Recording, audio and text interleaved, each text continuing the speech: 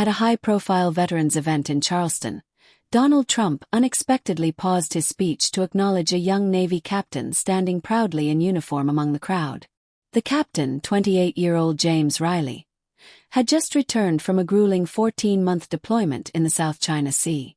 Trump invited him on stage, and what began as a brief thank you evolved into a deeply personal and unscripted conversation that stunned the nation.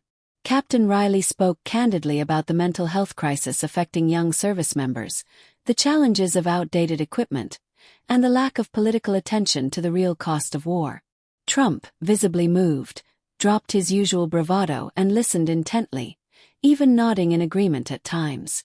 Then, in a moment that went viral, Riley asked, "Will you fight as hard for us when you're not campaigning?" Trump paused, then replied, "You've just reminded me what this job is really about." The exchange sparked bipartisan praise and ignited a nationwide conversation about how America treats its veterans, not just with words but with action. Interviews, debates, and policy proposals flooded the media within days, all triggered by one unscripted moment between a former president and a young, fearless sailor. The following morning, headlines across the country buzzed with variations of "Trump humbled by Navy captain" and "one sailor's question shakes political landscape." News outlets, pundits, and politicians from both sides of the aisle couldn't stop talking about Captain Riley's bold yet respectful confrontation. On social media, clips of the exchange were shared millions of times, with hashtags like #ListenToRiley and #VeteransDeserveMore trending for days. Veterans groups seized the moment, organizing town halls and online forums demanding reforms in healthcare, housing, and post-service support. In Washington, members of Congress, some reluctantly, began drafting new legislation focused on mental health access, VA reform, and increased funding for military families. Meanwhile, Trump, never one to ignore a media wave, arranged a follow-up meeting with Riley behind closed doors at Mar-a-Lago. According to insiders, the conversation was far more serious than expected. Trump asked Riley to advise him informally on veterans' issues, calling his perspective real, raw, and necessary. That single encounter shifted Trump's tone on the campaign trail. At subsequent rallies, he referenced Riley often, quoting the captain's words and promising a Veterans' Bill of Rights if re-elected. Critics remained skeptical, calling it a publicity stunt, but many Americans saw something different. A rare moment of reflection and humanity from a polarizing figure, provoked not by politics, but by the quiet courage of a young man in uniform. As for Captain Riley, he declined interviews, stating humbly, "I didn't want fame.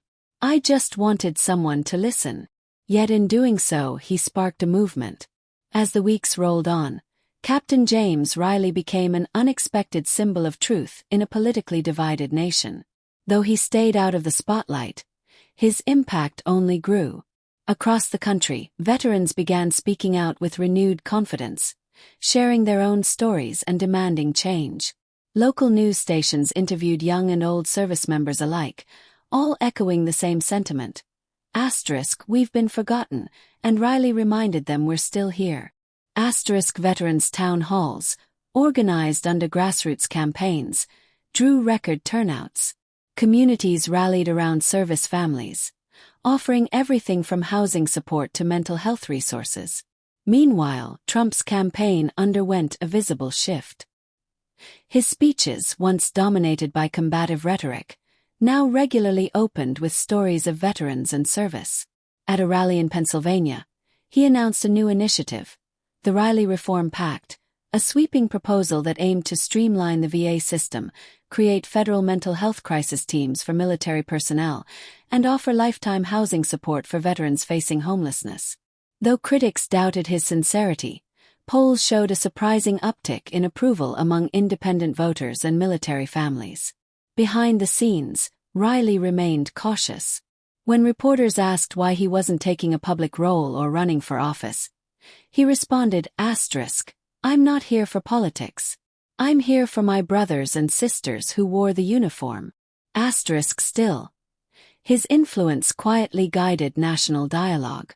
Universities held symposiums using his exchange with Trump as a case study on civic responsibility and courage. High school classrooms debated the power of one voice to drive institutional change. Then, unexpectedly, Riley was invited to testify before the Senate Veterans Affairs Committee. His testimony was emotional, unwavering, and direct. "We fight for this country," he said, voice steady. "But when the fighting ends, we shouldn't have to battle just to live." The chamber gave him a rare bipartisan standing ovation. America, it seemed, had found a new kind of hero, one not chasing power or fame, but simply fighting for what was right. And it all started with one brave question, asked at the right time to the right man.